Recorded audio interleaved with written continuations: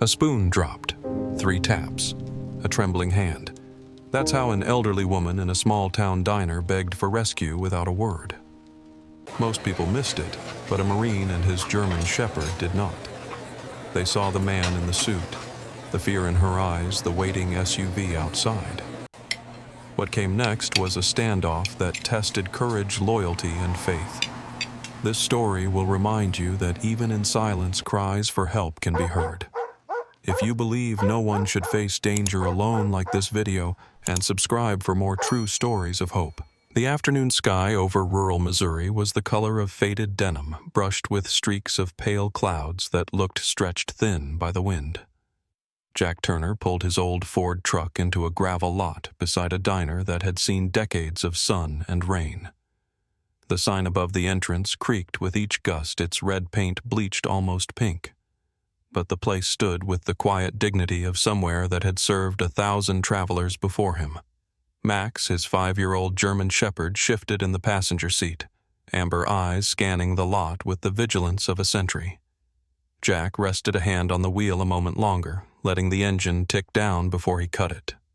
He had driven for hours, heading south with no strict destination, just following the kind of road that demanded neither questions nor explanations. He had told himself it was just coffee he was after, but every time he stepped out of the cab of his truck, he carried his old habits with him like invisible armor. Jack pushed the door open, gravel crunching under his boots. Max hopped down beside him, landing silent as if trained to walk on sand. The dog's ears pricked, catching the sound of the diner's faint bell as Jack opened the door. The air inside was warmer, heavy with the aroma of frying onions, old coffee, and something sweet from a pie case at the counter. A heater rattled in the corner, struggling to push back the late autumn chill. The hum of it filled the pauses between the clinks of silverware and the scrape of a chair leg against the worn linoleum. Jack stepped across the threshold like a man who never entered a room without measuring it first. His eyes moved quickly but calmly, cataloging exits: the main door behind him, a side door near the kitchen, and a narrow hall that likely led to storage or restrooms. His training had taught him never to ignore such details. Even here in a roadside diner along Route 65, he couldn't set that instinct down. It wasn't paranoia, just discipline carried forward. Max settled a step behind him at first, then drifted slightly forward, his flank brushing Jack's knee as if reminding him they moved as one. The dog's gaze swept the room with a gravity that echoed his owner's. Jack's posture, straight-backed shoulders, broad but not imposing, was the quiet statement of a man who once carried rank without the need to advertise it. His hair was cropped short, touched with the earliest gray at the temples, and a pale scar curved above his right eyebrow, a reminder of places where rest had never been guaranteed. The diner itself was modest, with a row of booths running along one wall beneath foggy windows, and a line of red stools at the counter. Fluorescent bulbs buzzed above their light, uneven, as if uncertain whether to hold steady or flicker. At one booth, an older man in a seed cap nursed coffee with the stillness of someone who had nowhere else to be. In the back, 2 teenagers leaned over a plate of fries, their laughter hushed and conspiratorial. The waitress behind the counter, a woman in her 40s with her hair tied back in a loose bun, glanced up as Jack entered, then offered a brief nod and a polite smile. Jack inclined his head in return, the small, respectful gesture of a man who neither expected nor required much attention. He took a seat at a booth near the front window where the light fell in slanted gold. He set his duffel beneath the table with the precision of someone who still organized space by necessity. Max eased down onto the linoleum beside him. His front paws aligned his head, lifting just enough to keep a wide view of the room. For a moment, Jack let himself exhale into the quiet. He had been on the road since morning, the kind of long drive where the mind ran circles through memories you thought you'd left behind. But before he could lean fully into the comfort of routine coffee sandwich, maybe a few minutes of silence, he felt the subtle shift in Max's body. The shepherd's ears, sharpened muscles firm beneath his coat, a faint rumble rising low in his chest. Jack followed the dog's gaze, his own eyes sliding across the room without turning his head. At first glance, nothing seemed unusual. Customers kept to their tables. The waitress filled a coffee pot. The heater groaned again. Yet Max's amber eyes had locked on a booth along the far side where a woman sat opposite a sharply dressed man. Jack caught only fragments in that first glance. The stiff line of her shoulders, the way her hands stayed hidden in her lap, the too still tilt of her head. And though Jack did not yet have the full measure of it, he trusted Max's judgment. Dogs didn't pretend. If Max sensed something off, there was a reason. Jack lifted the menu, holding it in his hands as if studying the options, though his focus remained split. He didn't need to act, not yet. He had been in rooms like this before, quiet, ordinary, until the air itself changed. Sometimes danger didn't arrive loud, it seeped subtle as a draft under a door. Jack had learned long ago that the first to notice it wasn't always the man. Sometimes it was the dog, and Max had just noticed. The waitress, Sarah Miller, moved with the quiet rhythm of someone who had spent years tending to the same counter, her hands polishing the chrome edge with a cloth that had already lost most of its strength against the grease. She glanced around the room the way servers always do, not to intrude, but to be certain nothing was slipping out of order, and that was when she noticed the woman in the far booth. Helen Carter sat with her shoulders hunched forward, the bones sharp beneath her pale blue sweater, her hands hidden from sight beneath the table as though she had locked them there. Her chin tilted slightly down, silver hair pulled back into a loose bun that seemed ready to collapse under its own weight, and her face bore a paleness that no heater could warm. Sarah had seen tired travelers and lonely drifters, but something about Helen's stillness did not read as rest. It read as fear thinly veiled but pulsing. Jack Turner caught the shift in Sarah's expression as she paused in her work. He followed her gaze toward the same booth, his own attention sharpening. Max stayed low beside his leg, silent now, but unblinking amber eyes fixed on Helen and the man across from her. Jack had not yet studied the man closely, only noted the sharp lines of a dark suit jacket and the way he leaned back with calculated ease, but it was Helen who drew his concern. He could not ignore the way she seemed folded inward as though making herself smaller against some invisible pressure. Jack's instincts nudged him forward, telling him to keep watching, but he forced himself to remain seated. In his life, charging too quickly had often meant missing the true shape of a threat. He took a slow sip from the water glass left on the table, letting the cool taste mask the heat building at the back of his throat. The diner's stillness stretched, broken only by the scrape of forks and the faint hiss of the coffee machine.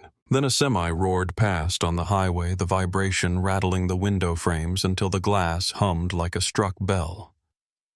In that fleeting tremor, the glass caught a reflection. Helen's face lifting her eyes wide and wet with something unspoken. It was only a heartbeat, but it burned itself into Jack's memory. He saw the desperate gleam, the way her gaze flicked not at the man across from her, but outward as if seeking a witness or a lifeline. Then just as quickly, her head dropped again, eyes snapping down toward the table's laminate surface, her body tightening into its earlier pose. Jack placed his glass back onto the table with deliberate calm, his heartbeat steady, but his mind sharpening. He had seen that look before in different corners of the world, in villages where voices were silenced, in compounds where choices were stripped away. It was the look of someone contained against their will. He did not move toward her yet. The lesson hammered into him during deployments was patience, watch, gather, act only when certainty replaced assumption. Still, every instinct inside him urged readiness. Max shifted his weight claws, clicking softly against the floor, his body language mirroring Jack's sense that the room carried an undertow invisible to most. Sarah resumed wiping the counter, though her eyes returned again and again to the corner booth. She had served countless strangers, listened to confessions between cups of coffee, watched heartbreaks unravel across pie plates, and her measure of people was sharp. She knew what grief looked like, what fatigue sounded like, and what silence carried when it was the wrong kind. Helen's silence was that wrong kind. Sarah's hand slowed on the counter, the rag twisting tighter in her grip. Outside, the semi's sound faded, swallowed by distance, and the diner settled back into its false calm. Jack leaned back slightly in his booth, positioning his body at an angle that gave him both the reflection in the glass and a line of sight to the hallway near the restrooms. He didn't like the way the suited man angled his body, how he leaned just enough to block Helen's path out of the booth. It was subtle, almost casual, but to Jack's eyes it was unmistakable control dressed as coincidence. Max gave a single low exhale, almost a sigh, but Jack felt the vibration through the leash looped around his ankle.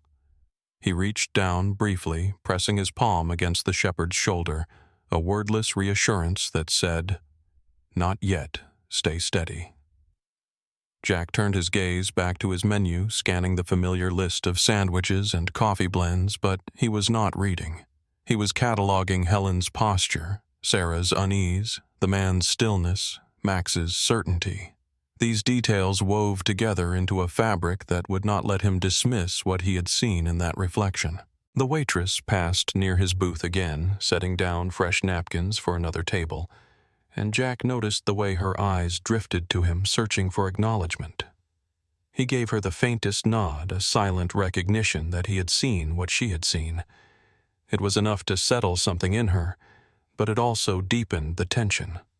The diner carried on its hum, but beneath it, an invisible thread had been drawn between them, a thread of awareness, fragile but binding. Jack returned to his coffee, lifting the mug, though it had cooled already. The sip steadied him, but the reflection lingered in his mind, replaying Helen's eyes, that split-second cry smothered beneath composure. It was no longer a question of if something was wrong, but of how deep the wrongness ran. He let the silence work for him, knowing that patience was often the sharpest blade. The next move, he suspected, would come not from him, but from the table in the corner.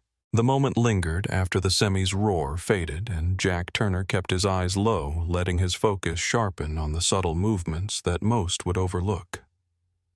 He had already marked Helen Carter's tension, the way her shoulders curved inward, and the fleeting plea he had caught in the glass reflection. Now the room seemed to lean toward her, though no one else realized it.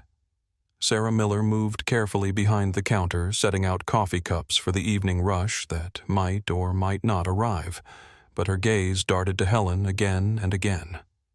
The hum of the heater filled the air, blending with the faint murmur of teenage laughter at the back booth, until the clink of metal interrupted it. A spoon slipped from Helen's hand, falling against the laminate floor with a ringing note that echoed too loud for such a small object. Jack's eyes flicked toward her, noting the stiffness in her shoulders, the way she did not bend to pick it up. Instead, her hand hovered above the table for a heartbeat, then tapped 3 times, paused, then 3 again. The rhythm was soft, deliberate, and clear to anyone who had once studied signals. Jack's memory pulled him instantly to a dim classroom years earlier, where an instructor had hammered into them the importance of recognizing distress in places where words were impossible. 3 repetitions, subtle but unmistakable, the universal call for help when silence was the only option. Jack inhaled slowly, setting the moment into his mind with calm certainty. Max's ears twitched, the shepherd tilting his head slightly, as if sensing the meaning beneath the sound. The dog's body tightened his focus, anchoring fully on Helen. Jack reached for his coffee, not because he wanted it, but because every movement had to appear casual. He studied the table from behind the steam of the mug, reading the rest of the scene. Helen's face remained lowered, her lips pressed together as though even breath might betray her. The man across from her, however, stirred. Mark Davis wore a charcoal suit that looked pressed that morning, the fabric sitting stiff against the wood-paneled booth. His tie was a deep shade of green that clashed against the diner's faded decor, and his watch gleamed faintly under the overhead lights. He leaned back with the air of someone who believed space belonged to him, his posture relaxed, but his eyes unblinking. As Helen's fingers tapped, his gaze shifted down, noticing the motion, and Jack saw the transformation begin. Mark's mouth curved into a smile that looked gentle to the untrained, but the sharpness in his eyes betrayed it.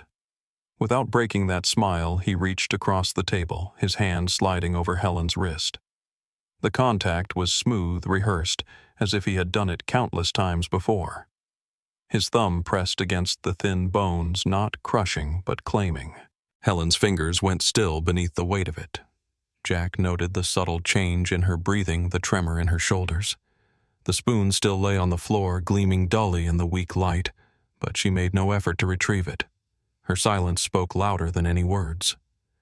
Sarah paused mid-step at the counter, her rag frozen against the chrome. She glanced toward Jack instinctively, her expression flickering with a question she dared not voice. Jack met her eyes only briefly, the faintest narrowing of his gaze telling her he had seen it too. Then he shifted his attention back to Mark, studying the controlled strength in his fingers, the calculated distance he kept from Helen while still ensuring she could not move freely. Jack took another sip of coffee, letting the bitter taste ground him, though his focus had sharpened to a razor's edge. He did not rise, not yet. Intervention demanded timing, and timing came from certainty. Still, his body coiled with readiness, a spring wound tight but hidden beneath calm. Max's chest rumbled softly, a growl not yet audible beyond the booth, but Jack felt the vibration through the leash looped at his ankle. He pressed a hand against the dog's back, steadying him. Not now, he thought, but soon. Helen shifted slightly, her free hand pressing against her lap as though to anchor herself. Her eyes lifted only a fraction, catching the reflection in the salt shaker across the table, then dropping again. Mark's smile held a mask that might have passed in a brighter room, but here, under the diner's flickering light, it revealed itself as hollow. Jack watched him tap his own fingers once against the table, not in rhythm, but in warning, a silent reminder that he had noticed the attempt at communication. Helen's lips pressed tighter, her body shrinking further into the booth. Sarah moved again, pouring fresh coffee for the old man in the seed cap, though her hands shook faintly. She glanced at Helen and then away, her instincts telling her what her voice could not yet confirm. Jack set his mug down carefully, the ceramic landing with a soft thud. He had recognized the signal, confirmed the control, and measured the imbalance at that booth. The pieces aligned in his mind with cold clarity. What he had suspected was now undeniable. Helen Carter was not here by choice, and Mark Davis was not the kind of man who intended to leave without her compliance. Jack leaned back slightly, his expression unreadable, but his pulse had shifted steady and firm. He knew the next stage would reveal itself soon, and when it did, he would be ready. Jack Turner let the silence after the spoon drop stretch longer than most men would, watching carefully as Helen Carter's body folded further into itself beneath the weight of Mark Davis's controlling hand. Jack had confirmed the signal, confirmed the imbalance, and now the only question that remained was whether the woman could still respond to even the smallest gesture of freedom. He understood that in situations like these, the first test could not be dramatic. It had to be something simple, quiet, and undeniable, something that would tell him whether Helen still had space to choose for herself, or whether every choice had already been taken from her. Jack slid his coffee cup aside and rose from his booth with the kind of ease that carried no threat. He moved toward the counter, his boot steady on the old linoleum, and took a packet of sugar from the dispenser. It was an ordinary act, something any customer might do, but when he turned and approached Helen's table, the air in the diner shifted. Sarah Miller behind the counter froze with the coffee pot halfway lifted.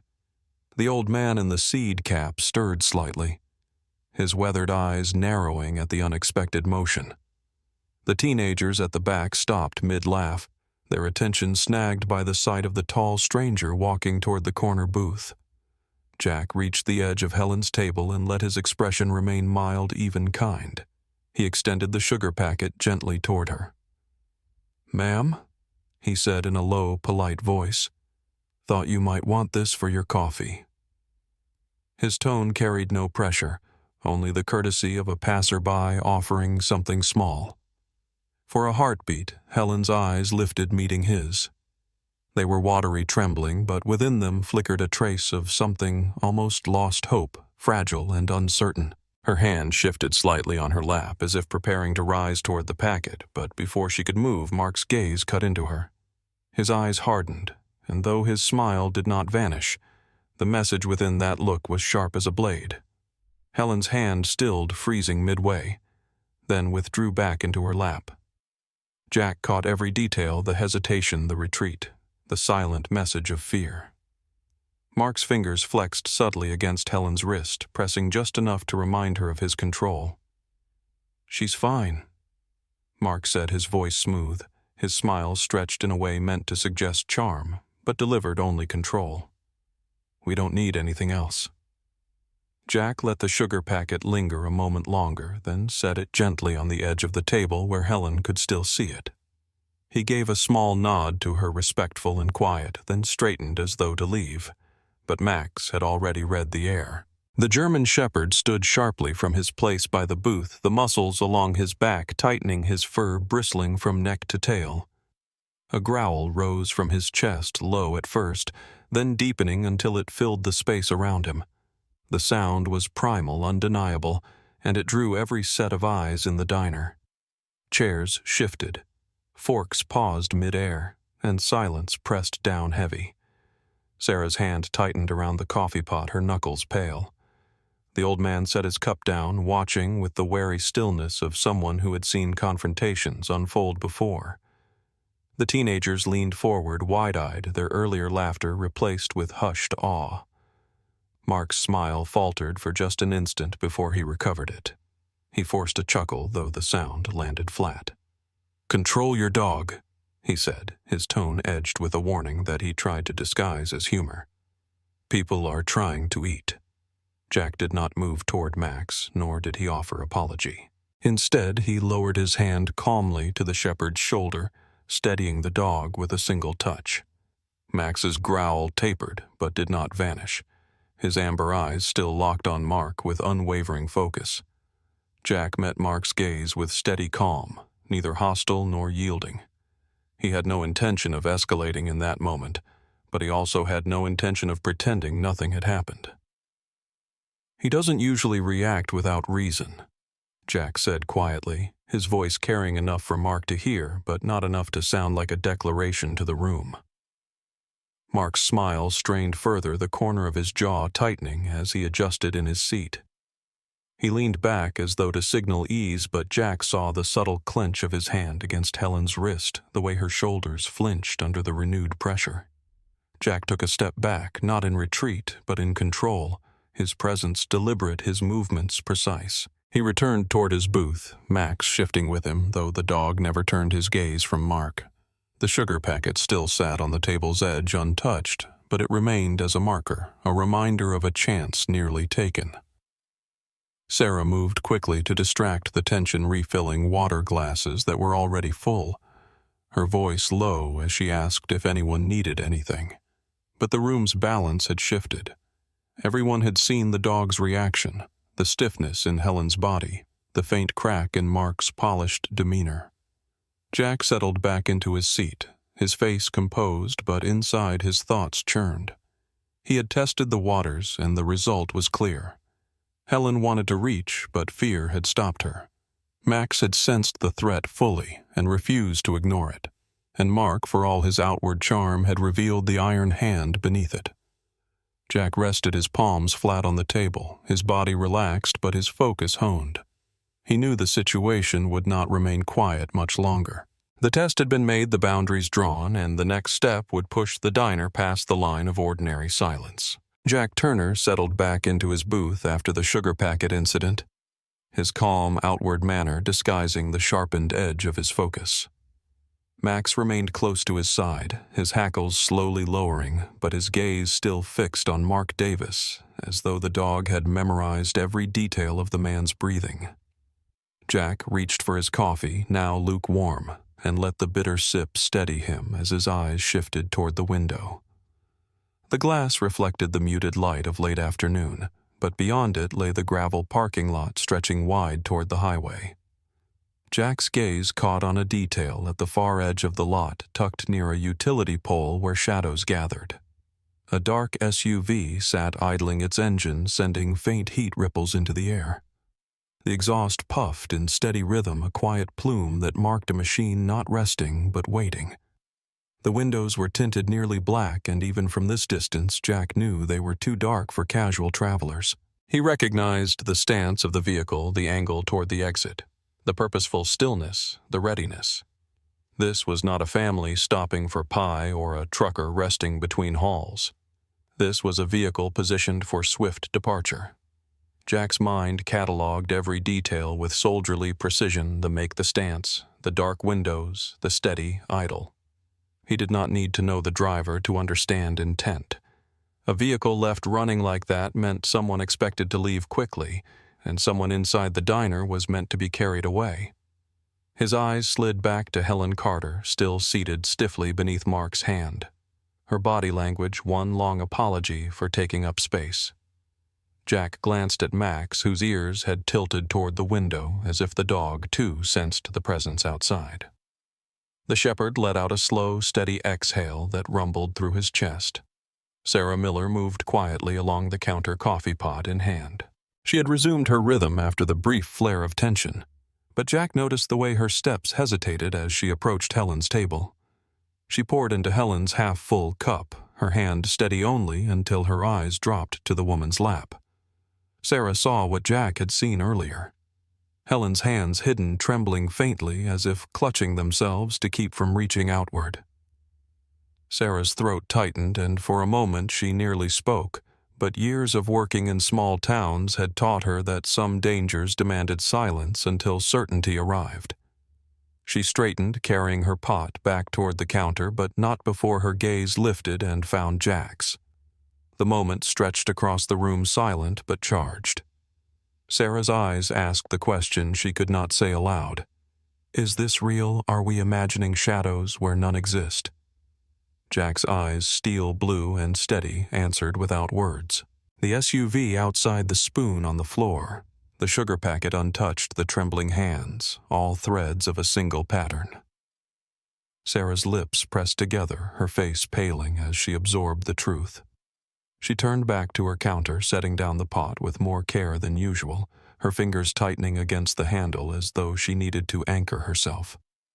Jack let his hand rest briefly against Max's shoulder, grounding both himself and the dog.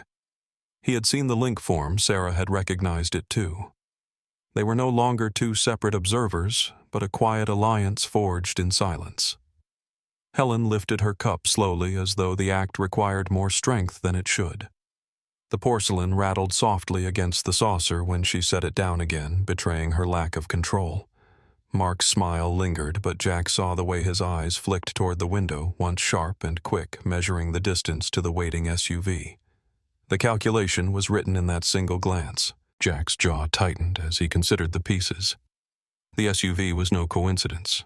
Mark was no ordinary diner patron. Helen was not a companion, but a target. And the clock, though silent, had already begun its count. Jack leaned back in his booth, his hands folding loosely on the table, the picture of calm. Yet inside his mind he weighed the options. Wait too long and the SUV would serve its purpose, move too soon and Helen could be placed in more immediate danger. His military training whispered caution, patience, and readiness all at once. Sarah returned to wiping the counter, her eyes distant, her movements mechanical. She had caught the danger, and now wrestled with the knowledge of what to do. She glanced once more toward Jack, and he gave her the faintest nod, the kind of signal that reassured without demanding action yet. Outside, the SUV's exhaust curled again into the cool air, a ghostly reminder that danger waited not in the distant horizon, but just beyond the glass. Jack's eyes narrowed, his breath steady, his body poised for the shift he knew was coming. The diner remained quiet, but its calm had transformed. What had once been the stillness of routine had now become the stillness before a storm. The tension inside the diner was no longer invisible, though it remained unspoken. Jack Turner had marked the idling SUV outside the trembling hands of Helen Carter, and the subtle glance Mark Davis cast toward the parking lot. He knew what it meant, and so did Sarah Miller, though neither had spoken aloud. The air had changed, carrying a heaviness that pressed down on every sound. Jack shifted in his booth with quiet precision, his fingers brushing the table in a deliberate pattern. 3 taps, a pause, then 3 again. The sound was soft, almost lost beneath the hum of the heater. Yet Sarah's head lifted sharply at the counter. She froze mid-motion, cloth suspended above the chrome surface, her eyes darting to Jack. For an instant she seemed unsure, her lips parting as if to confirm what she had heard. Then understanding filled her face. She had seen Helen tap the same signal, and now she recognized Jack's echo of it. Her breath caught, but she quickly forced her hands back to work masking the shock behind the ordinary rhythm of a waitress in mid-shift. Sarah slid the rag aside, picking up a stack of napkin holders with careful steadiness. She moved toward the far end of the counter, nearer to the phone mounted against the wall. Each step felt heavy, deliberate, as though the floor itself might betray her if she rushed. Jack watched her out of the corner of his eye, his face turned toward the window as if admiring the pale light outside. Max shifted closer at his leg. Ears pricked muscles taut beneath his sable coat. Helen across the room did not lift her gaze, but Jack noticed the faintest tightening in her posture, as though some small ember of hope had touched her. The room's silence grew brittle like glass under pressure. Mark Davis sat back in the booth, his hand still resting lightly against Helen's wrist. He appeared calm, his smile faint, but Jack's years of reading men told him the stillness was a mask stretched too tight. Mark reached for his water glass, lifting it with deliberate ease, and tilted it slightly. The surface rippled with the movement, catching reflections from the counter. His eyes sharpened as he studied the warped images, and Jack realized the danger an instant too late. Mark's gaze narrowed, cutting across the room with a predator's clarity. He had seen Sarah's direction, the tilt of her shoulders toward the phone. Though she moved as if only rearranging napkin holders, the intent had betrayed itself in reflection. Sarah felt the weight of his stare before she turned. Her hand tightened around the metal caddy she carried, and she forced a small smile, adjusting the stack of napkin dispensers on the counter with exaggerated care. She bent slightly, as if fussing over a crooked holder, her movements casual to the untrained eye. But her heart hammered in her chest, each beat loud in her ears. She kept her face angled away, hoping the flush in her cheeks did not give her away. Mark's eyes stayed fixed on her a moment longer, cold and unblinking, before he shifted back in his seat. He raised the glass to his lips, but his fingers lingered against the rim, and Jack saw the tension in his jaw. The act of drinking was too controlled, too slow. Jack leaned back in his booth, projecting calm, though inside he weighed the new development. The advantage of secrecy had been compromised. Mark was aware, maybe not of the full plan, but of the attempt at communication. That awareness made him more dangerous. Max let out a faint growl, low enough to vibrate against Jack's boot, but not loud enough to draw attention from the rest of the room. Jack pressed his hand briefly against the dog's back, steadying him silently, agreeing with the warning. The predator had noticed. Sarah returned to her usual rhythm, wiping the counter once more, stacking cups, pouring water. To anyone else she looked unchanged, but Jack saw the stiffness in her shoulders, the slight tremor in her hand when she set a glass down. He admired her control she had managed to recover without drawing further suspicion. Still, the moment had not passed unnoticed. Helen shifted faintly in her seat, her free hand curling tighter against her lap. Mark glanced at her, then his smile sharpening his fingers, tightening fractionally on her wrist as if to remind her of his dominance. Helen's lips pressed thin, her eyes fixed downward, but her breathing betrayed her. Jack forced himself to remain still, to let the weight of patience guide him. Timing mattered more than impulse. He let his gaze drift back toward the SUV outside, its exhaust still visible in the fading light. Whoever waited inside was part of this, and they were growing restless. Every second ticked closer to an inevitable attempt. Jack reached for his coffee again, though it had gone cold, and lifted it with a steady hand.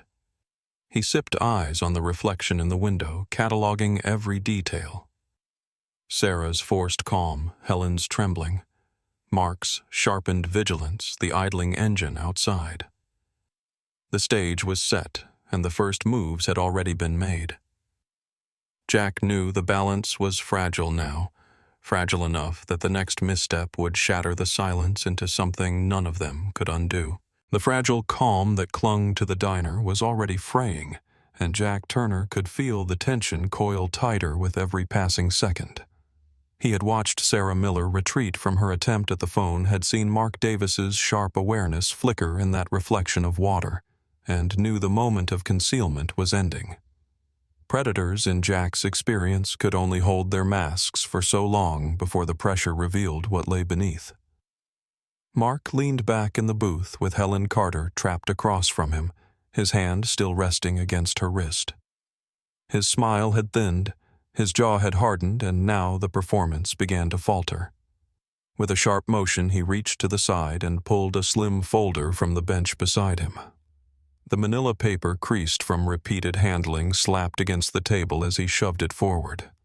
The sound cracked through the hum of the heater and the clink of cutlery, drawing the room's attention without needing to rise in volume. "Sign it!" Mark hissed the words, pitched just loud enough for nearby ears. His polished tone was gone, replaced by a voice with edges sharp and cold. The faint charm that had cloaked him dissolved, revealing something harsher, more demanding. The mask was slipping, and everyone in the diner felt it. Helen stiffened her body, recoiling from the papers as though they carried weight enough to crush her. Her eyes flickered toward the folder, then back to the salt shaker, as if the inanimate object could shield her from the demand. She shook her head, faintly, lips pressed tight, her voice trapped somewhere inside her chest. The refusal was small, but it was enough. Mark's smile collapsed fully now. He tightened his grip on her wrist, his long fingers pressing hard into the fragile bones beneath her skin. Helen let out a soft sound, a faint cry that was barely more than a whisper, but heavy with pain. The noise was enough to cut through the room. Conversations faltered. The old man in the seed cap stopped mid-sip, his eyes narrowing in disapproval and concern. The teenagers at the back booth leaned forward, their phones forgotten, their faces struck with surprise at the rawness of the moment. Sarah froze at the counter, her towel clenched tight in her hand, her chest rising quickly as she watched. Jack's eyes hardened, his calm outward mask never wavering. Though inside, the calculation shifted. What had been suspicion was now certainty. This was no business deal gone sour, no lover's quarrel dressed in public composure. This was coercion, made visible, control laid bare. Jack's hand moved slowly to rest on Max's back, the shepherd's stiffened ears pricking, a low vibration rising in his chest. Jack pressed gently to keep him grounded, though he shared the same impulse to rise, to intervene, to break the grip that pinned Helen down. Mark's voice cut again, colder now, anger bleeding through the cracks of civility. "Do it, Helen. You know it's easier this way." He pushed the folder closer, the edge catching crumbs from the untouched sandwich on the table. His other hand clamped down harder, the veins in his wrist standing out. Helen whimpered faintly again, her head bowing lower, her silver hair falling loose from its bun to curtain part of her face. The sound, the sight, and the weight of it shifted the diner in an instant. What had been background silence now turned heavy and deliberate. Everyone present understood in that moment this was not ordinary. This was something darker, something dangerous, unfolding in plain view.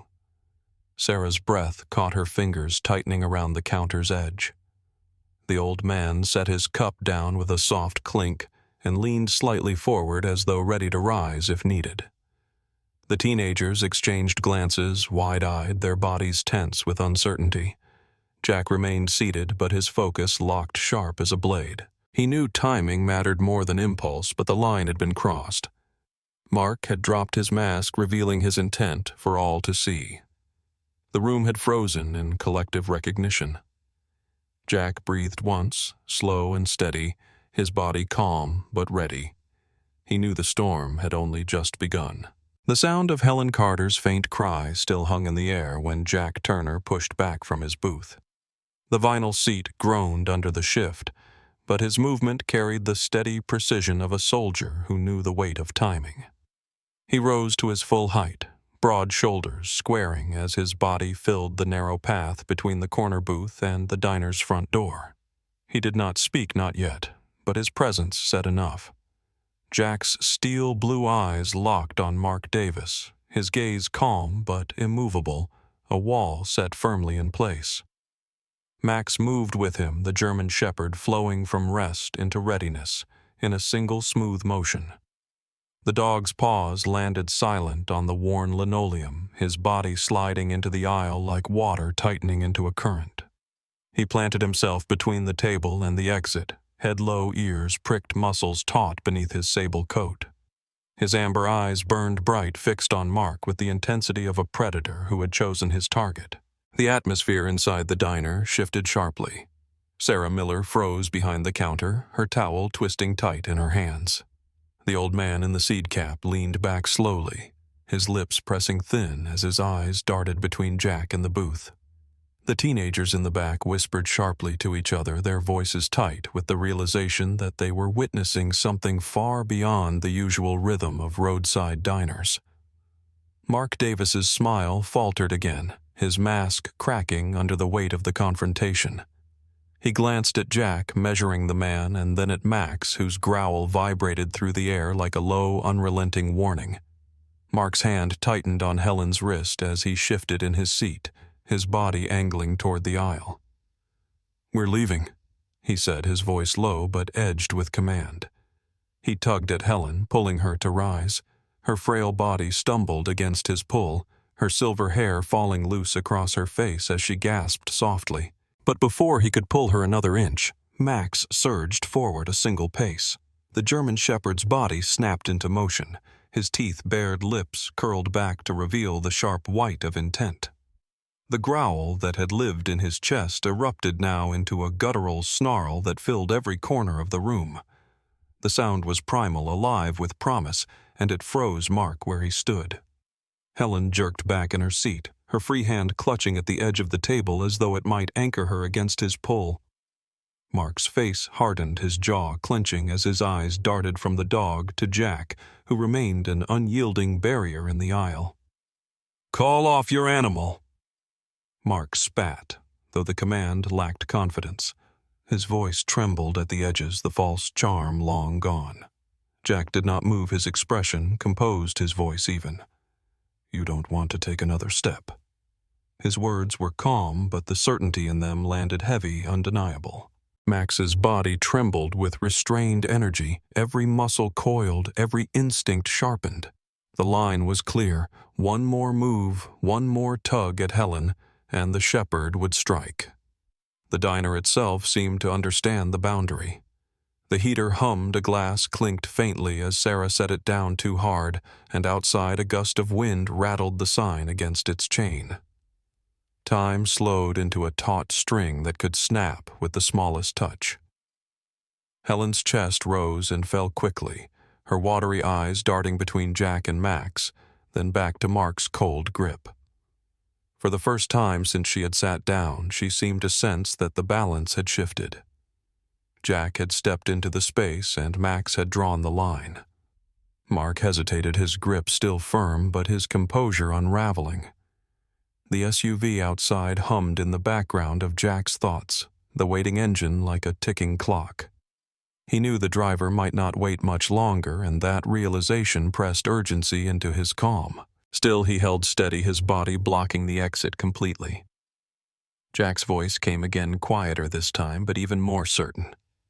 "She's not going anywhere with you." Mark's lips pulled back into something between a grimace and a smile, his eyes sharp with fury he could no longer disguise.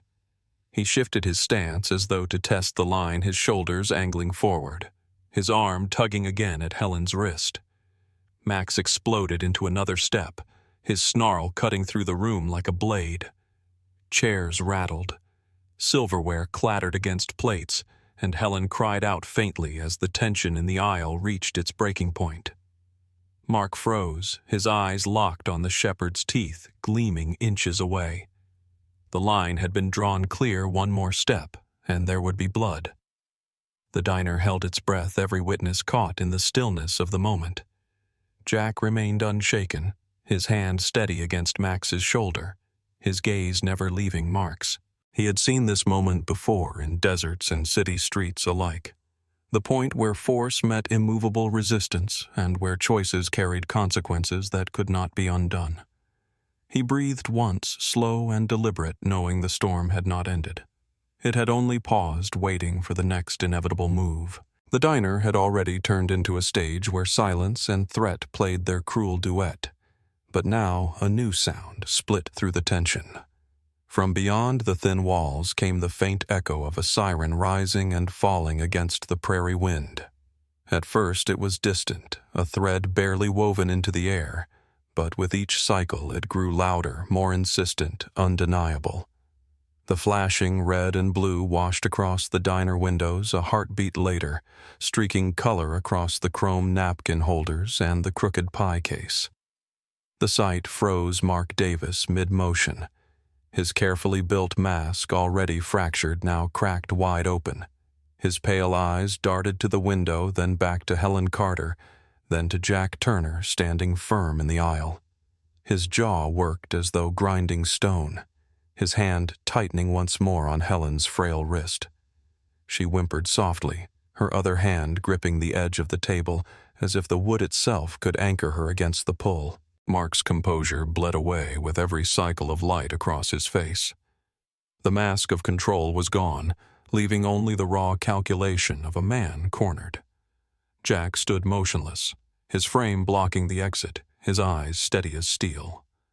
Max remained braced in the aisle, lips curled back, growl vibrating deep enough to rattle the air. The sirens grew louder still now, unmistakably close, their echo bouncing against the walls of the diner until it filled every corner. Chairs rattled as the teenagers in the back booth leaned forward, their faces pale with realization that help was near. The old man in the seed cap exhaled relief flickering across his weary features. Sarah Miller's knuckles whitened against the counter, but her eyes shone with something fierce vindication, the knowledge that the call she had risked had reached the right ears. Mark snapped into motion, his desperation breaking free. He shoved the folder aside, scattering its pages across the table, and yanked Helen to her feet. She stumbled, nearly falling, her silver hair spilling across her face. Mark's other hand dove into the inside pocket of his jacket and came out clutching a small ring of keys. The metallic jingle was sharp final. His eyes cut toward the window where the dark SUV still idled like a beast, waiting for command. "We're leaving now," he hissed, his voice stripped of charm, stripped even of calm. It was the sound of panic dressed in thin steel. He pulled Helen toward the aisle, toward the door, toward the waiting vehicle that promised escape before the law could close in. But Jack was already there, every muscle grounded, every nerve sharpened. He moved with measured certainty, stepping into the path until his frame filled the space entirely. His right hand came up, pressing hard and firm against Mark's shoulder fingers, gripping with a force that carried both control and finality. The pressure halted Mark mid-stride, halting Helen's stumble as well. The two men's eyes locked. Jack's voice came low, calm, but filled with the kind of authority that needed no volume. "It's over. You're done." The words cut clean, heavy with certainty. Mark froze, his chest, heaving, his hand clutching the keys so tightly that the metal pressed into his skin. His lips parted as though to protest, to deny, but the sound of the sirens outside drowned whatever defiance he might have formed. The cruiser skidded into the lot a moment later, gravel scattering headlights cutting through the dust. Another followed the twin beams slicing into the growing night. The red and blue strobes painted the diner's walls, splashing across every face inside. Helen's trembling slowed her breath, catching as she realized rescue had come within reach. Sarah's hand flew to her mouth, relief and tension mingling in one trembling gesture. Max's growl deepened his body, never easing, his eyes fixed still on the man who held Helen captive. Mark tried one last jerk, testing Jack's grip, but it was futile. The Marine's hand pressed him down, pinning his shoulder with unyielding force. It was the kind of strength born from years of discipline, the strength that said without words that this was the end of running, the end of pretense. Mark's pale eyes widened, fury and desperation clashing in their cold light. "Move," he spat, but the word carried no power. Jack leaned closer, his voice quieter still but unshakable. "You have no more road left." The sirens wailed again, this time directly outside, the lights flooding the diner as doors slammed and boots pounded against gravel. The predator had been cornered and the moment of reckoning was upon him. The diner doors burst open just as the sirens reached their loudest pitch. Sheriff Rachel Monroe stepped in first, tall and broad-shouldered, her storm-gray eyes sweeping the room in one swift arc that took in the scene with a professional's clarity. Her deputy, Tom Alvarez, followed close behind, lean but steady, his hand already poised near the cuffs on his belt. The red and blue lights outside framed their entry, painting the chrome and glass with jagged color. Mark Davis froze his hand, still clutching the keys, his grip still clamped around Helen Carter's frail wrist. For a moment, the predator seemed to weigh his chances, but there was no escape left. Jack Turner's hand pressed his shoulder down like an iron anchor. Max's growl rolled in warning, and now the law had stepped into the room. "Let her go, Davis." Rachel commanded, her voice calm but firm, filled with authority that did not waver. Mark's pale eyes darted to her, then to Tom, then to the window where the SUV waited like a stranded accomplice. His jaw tightened, his lips pulling back as though to speak, but Rachel gave no room for words. "Release her! Now!" Tom stepped closer, his cuffs glinting faintly in the flashing light. Mark jerked once, a futile attempt to wrench free, but Jack's hand held him in place with unyielding strength.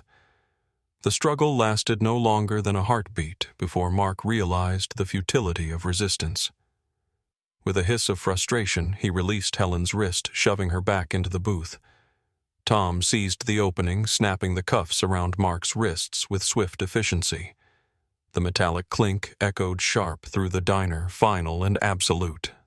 Helen gasped, her frail body trembling as the weight of his grip finally left her. She raised her hand to her face, tears spilling down her lined cheeks as relief washed through her. Jack stepped back a fraction, his body still ready, but his eyes softening as he saw her draw her first breath of freedom. Max relaxed slightly at his side, though his amber gaze never left the man now in cuffs. Rachel gave Jack a small nod, a silent acknowledgement of his intervention, then signaled to Tom. "Check the vehicle." Tom led Mark toward the door. The man's tall frame now bent under the pressure of control he no longer held. Outside, the cruiser's lights lit the gravel lot as Tom popped open the SUV's rear door. His sharp intake of breath carried back inside. He pulled out file after file, stacks of forged deeds, falsified contracts, and identification papers. It was evidence of a long trail of exploitation, carefully built and ruthlessly carried out. "We've got him." Tom called, his voice steady but edged with the weight of what he had found. Rachel followed him out, glancing once more toward Helen before turning back to the SUV. Inside the diner, silence reclaimed the air. But this time it was not heavy with threat. It was the silence that follows a storm filled with fragile relief. Helen rose slowly from the booth, her legs unsteady beneath her. She reached toward the table for balance, but Max moved closer, pressing his solid frame against her side. She lowered both hands onto his thick fur fingers, sinking into the warmth, gripping as though anchoring herself to life again. Tears spilled freely now, falling onto the shepherd's sable coat. "Thank you," she whispered, her voice trembling, breaking. "Thank you, boy." Max tilted his head slightly, pressing his muzzle gently into her palm, his amber eyes calm, steady, reassuring. Jack stood near his hands, relaxed at his sides, his expression composed. When Helen's watery gaze lifted toward him, he met it with the faintest nod. No words left his mouth, for none were needed. His gesture carried everything: respect, acknowledgement, and the quiet vow that she was safe now. Sarah finally moved from behind the counter, her hands trembling as she set aside the towel she had twisted for so long. She poured Helen a fresh glass of water, sliding it across the counter with a small, tender smile. "It's over now," she said softly, her voice filled with the steadiness of someone who had seen storms and survived them. Helen accepted the glass with shaking hands, her tears still falling, her lips forming words too soft to catch, but filled with gratitude all the same. Outside, Mark was guided into the cruiser. His struggles muted his eyes, darting but finding no purchase. The SUV, once a tool of power, now stood as evidence of his downfall. Rachel Monroe returned briefly, stepping into the diner one last time. Her gaze swept across Jack, Max, and Helen, and her voice carried the gravity of justice fulfilled. "He won't trouble her again," she said simply.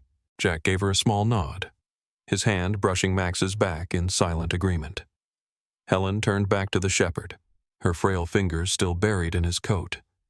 Her tears fell freely now, not of fear but of release. For the first time in months, perhaps years, her shoulders eased, her breath no longer trapped. She whispered again, her words a prayer, a vow, and a thank you all at once. Jack looked on, silent as always, but his eyes softened. The mission, unspoken yet undeniable, had been fulfilled. The woman was safe. The predator was gone. And in that diner, beneath the flicker of neon and the hum of the heater, courage had met cruelty and prevailed. That was the story of a Marine, his loyal dog, and a silent SOS that changed everything. What part of this story moved you most? Share your thoughts in the comments and tell us where in the world you're watching from. Don't forget to like and subscribe so you won't miss the next story of courage and hope.